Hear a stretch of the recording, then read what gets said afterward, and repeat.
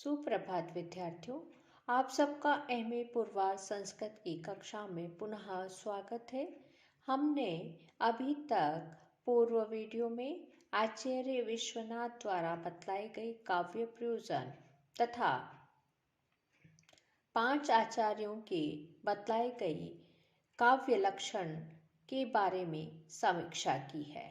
वे 5 आचार्यों के काव्य लक्षण इस प्रकार हैं। आचार्य ममट के अनुसार तदादोषौ शब्दार्थौ सगुणावन लंकृति पुनः क्वापि कि आचार्य विश्वनाथ ने किस तरह से उसकी आलोचना की और उसे उपयुक्त नहीं ठहराया। उसके पश्चात वक्रोक्ति काव्य जीवितम, आचार्य कुंतक के काव्य लक्षण तथा भोजराज ने अपने सरस्वती कंठाभरण में जो काव्य लक्षण प्रस्तुत किया है, आदोषम गुणवत् काव्यम अलंकारे लंकृतम रसान्वितम कभी कुर्वन् कीर्तिम प्रीतिम च विन्दति तथा ध्वनिकार आनंदवर्धनाचार्य ने काव्य से आत्मा ध्वनि यह काव्य लक्षण प्रस्तुत किया और आचार्य वामन के रीतिरात्मा काव्यस्य इन 5 मतों का आचार्य विश्वनाथ ने निराकरण किया। अभी तक हमने यहाँ तक अध्ययन किया। आज हम इस वीडियो में विश्वनाथ के अनुसार रसात्मक वाक्य ही काव्य है, वाक्यम रसात्मकम काव्यम, तो इसकी आज हम अध्ययन करेंगे इस लक्षण के बारे में।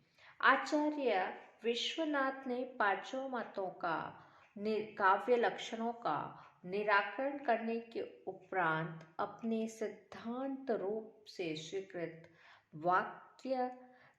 काव्य के स्वरूप वाक्यम रसात्मक काव्यम की स्थापना की है। विश्वनाथ के अनुसार रसात्मक वाक्य काव्य है। रसात्मक वाक्य उसे कहते हैं जिसका आत्म तत्व रस हुआ करता है अथवा जिसे जीवित जागृत रखने वाला एकमात्र सारतम तत्व रस है। रस के बिना कोई भी वाक्य काव्य नहीं हो सकता। यहाँ रस का अभिप्राय केवल श्रृंगारादि रस नहीं, अपितु वह है जो आस्वाद का विषय हो। रस्यते इति रसः, इस व्युत्पत्ति के आधार पर जो भी सहृदयों के आस्वाद के विषय हुआ करते हैं, जैसे कि भाव, रसाभास और भावाभास आदि, वे सभी यहाँ विवक्षित और समुचित है। जहाँ इनमें से किसी का भी सद्भाव होगा वहीं काव्यत्व होगा। जैसे कि उन्होंने उदाहरण दिया जिसमें कि रस ही सारतम तत्व है। यह उदाहरण है, शून्यं वासगृहं विलोक्य शयनादुत्थाय किंचित् क्षणैः निद्रा व्याजमुपागतस्य सुचिरं निर्वर्ण्यं पत्युर्मुखं विस्त्रब्धं परिचुम्प्य जातपुलकाम् आलोक्य गण्डस्थलीं लज्जा नम्रमुखी प्रियेण हस्ता बाला चिरम चुम्बिता। यह काव्य है क्योंकि इसमें इसका जीवनाधायक संभोग श्रृंगार रस साक्षात विराजमान है। अथवा यह सूक्ति जिसमें रसाभास का अनुप्राणन सर्व संवेद्य है। मधुद्विरेफः कुसुमैकपात्रै पपौ प्रियां स्वाम अनुवर्तमानः श्रृंगेन च स्पर्श निमिलिताक्षीं मृगीं कंडूयात कृष्णसार।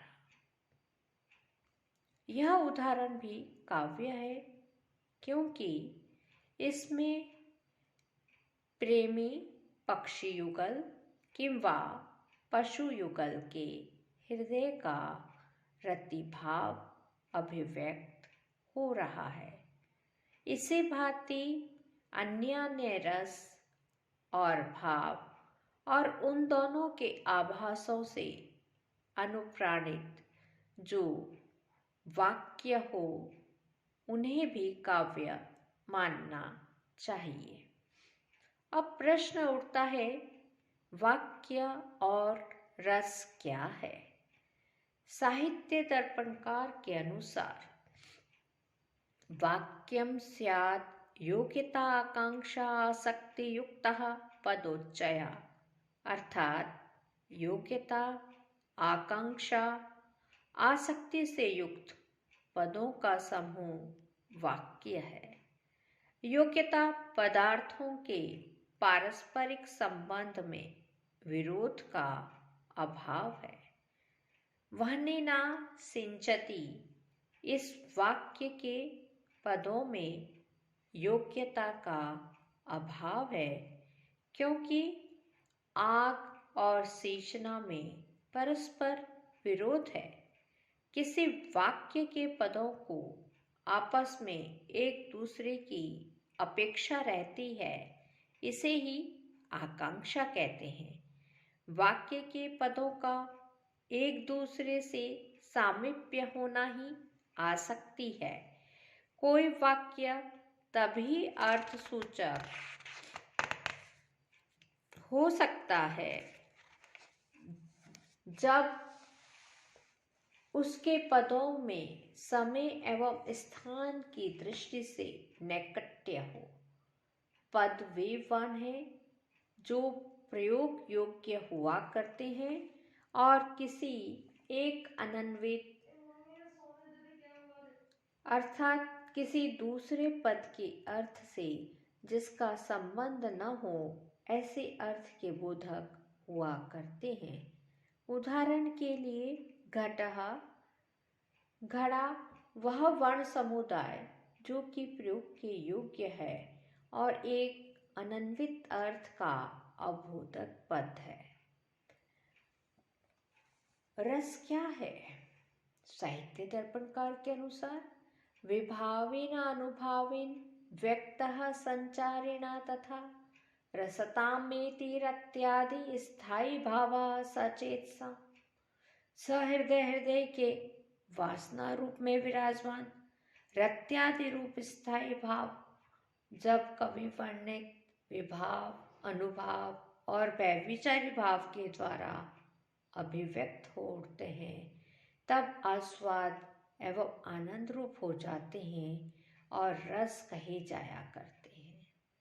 विभाव, रति आदि स्थायी भावों को रस रूप में आस्वादनीय बनाने वाले मुख्य कारण विभाव कहलाते हैं।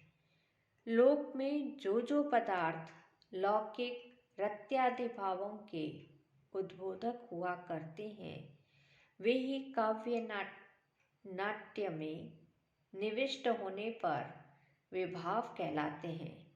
ये दो प्रकार के होते हैं। आलंबन विभाव, जिसका आलंबन लेकर रति आदि स्थायी भाव जागृत होते हैं, उन्हें आलंबन विभाव कहते हैं। जैसे सीता को देखकर राम के मन में और राम को देखकर सीता के मन में रति की उत्पत्ति होती है और उन दोनों को देखकर सामाजिकों के भीतर रस की अभिव्यक्ति होती है। अतः सीताराम आदि श्रृंगार रस के आलंबन विभाव हैं। उद्दीपन विभाव वे हैं जो रस को उद्दीप्त किया करते हैं। उद्दीपन विभावास्ते रसम उद्दीप्यन्ति, ये आलंबन की सुंदर वेशभूषा और उसकी चेष्टाएं और उपवन, चंद्र ज्योत्सना, एकांत स्थान, शीतल, मंद सुगंध, समीर आदि ऐसे पदार्थ हैं जो रतिभाव को उद्दीप्त करते हैं। इसलिए इनको श्रृंगार रस का उद्दीपन विभाव कहा जाता है। अनुभाव अपने अपने कारणों से उद्भूत स्थायी भाव को बाहर प्रकाशित करने वाले अंगादि व्यापारों का नाम अनुभाव है।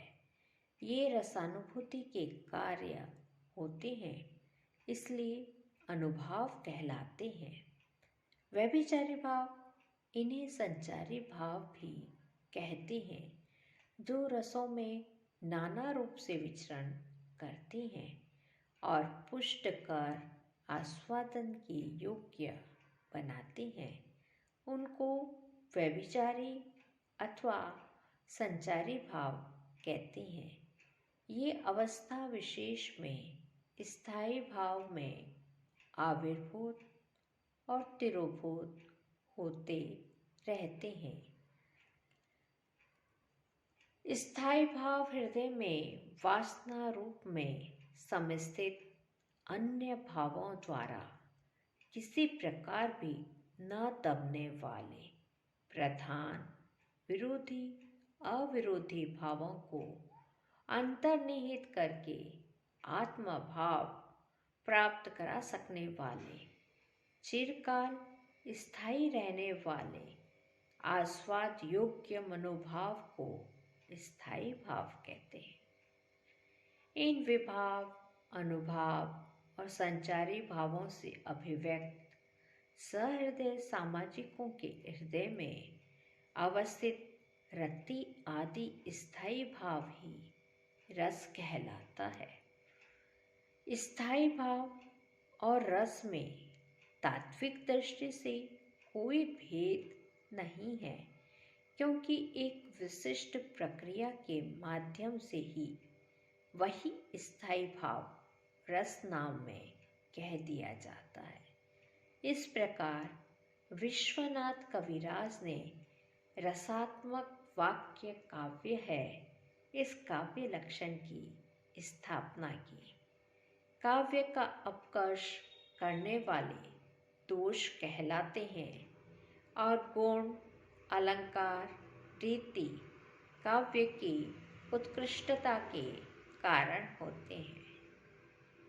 वाक्यम रसात्मकम काव्यम दोषास्तस्या अपकर्षका उत्कर्ष हेतवः प्रयुक्ता गुणा अलंकार रीते। यहाँ हम विश्वनाथ के काव्य लक्षण को विश्वनाथ के अनुसार की गई जो व्याख्या है उसको हमने स्पष्ट किया है। अब आचार्य विश्वनाथ के काव्य लक्षण की हम समीक्षा करेंगे। पहला बिंदु यह है कि जिन काव्यों में वस्तु तथा अलंकार की प्रधानता है उनमें कविराज विश्वनाथ का काव्य लक्षण अव्याप्त होता है। पंडित राज जगन्नाथ ने भी रस गंगाधर में लिखा है कि साहित्य दर्पण का यह निर्णय कि रसात्मक वाक्य ही काव्य है सर्वथा युक्तियुक्त नहीं प्रतीत होता। यदि रस प्रधान रचना में ही काव्य हो तब वस्तु किंवा अलंकार प्रधान रचनाओं की क्या गति होगी? भला यह कैसे कहा जा सकता है वस्तु किंवा अलंकार प्रधान रचनाएं काव्य ही नहीं हुआ करती? संस्कृत का काव्य साहित्य वस्तु किंवा अलंकार प्रधान रचनाओं से भरा पड़ा है। दूसरी आलोचना वाक्यम रसात्मक काव्यम इस काव्य लक्षण में विश्वनाथ कविराज ने रस का व्यापक अभिप्राय स्वीकार किया है। ऐसा करना उचित ही है।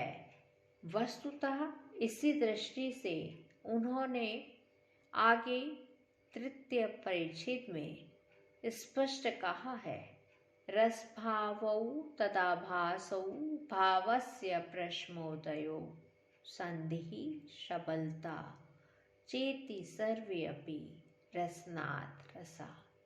अर्थात रस और भाव, रसाभास, रसाभाव और भावाभास, भावोदय और भाव प्रशम, भाव संधि और भाव शबलता, ये सभी के सभी रस ही हैं, क्योंकि इन सब में आस्वाद अथवा आनंदानुभव सहृदय संवेद्य।